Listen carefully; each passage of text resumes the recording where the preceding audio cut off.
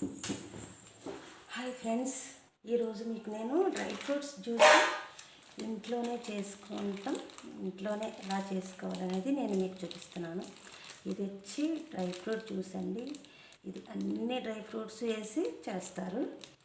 ప్రతి ఒక్క dry fruit ఇందులో ఉంటుంది. చూసారా, ఇదిగో చూడండి. కావాలంటే ఇది మనం ఇంకా ఇది బాదం వేసుకోవచ్చు. ఇది వచ్చి వాల్నట్స్ అండి. ఇది పగలగొట్టి ఇందులో పప్పు వస్తుంది. ఇది వాల్నట్స్ అండి. ఇది కూడా మనం వేసుకోవచ్చు.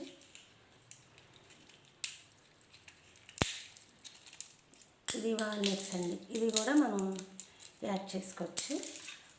ఈ వాల్నట్స్ కూడా మనం వేసుకోవచ్చు.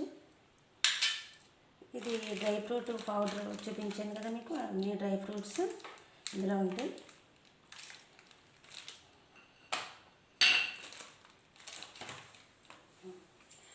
ఇది వచ్చి సరిపడా పంచదార. ఇప్పుడు డ్రై ఫ్రూట్స్ జ్యూస్ ఎలా తయారు చేయాలో చూద్దాం. ఇది డ్రై ఫ్రూట్ పౌడర్ అండి. 2 కప్స్కి 2 స్పూన్స్, 3 స్పూన్స్ కూడా వేసుకోవచ్చు.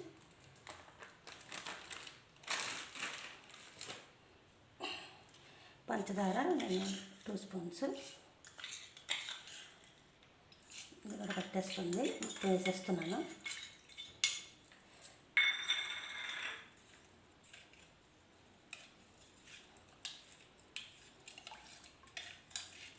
చూసారా ఎంత మంచి కలర్ వచ్చిందో, ఎంత మంచి కలర్ ఉందో చూసారా. ఇది మొత్తం ఇందులో డ్రై ఫ్రూట్స్ అన్నీ ఉంటాయి అన్నమాట.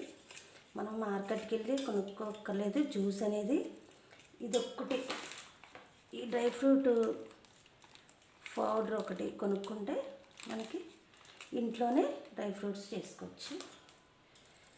చాలా టేస్ట్గా ఉంటుందండి. బయట దానికన్నా మనం చేసుకున్నది చాలా ఫ్రెష్గా, చాలా బాగుంటుంది.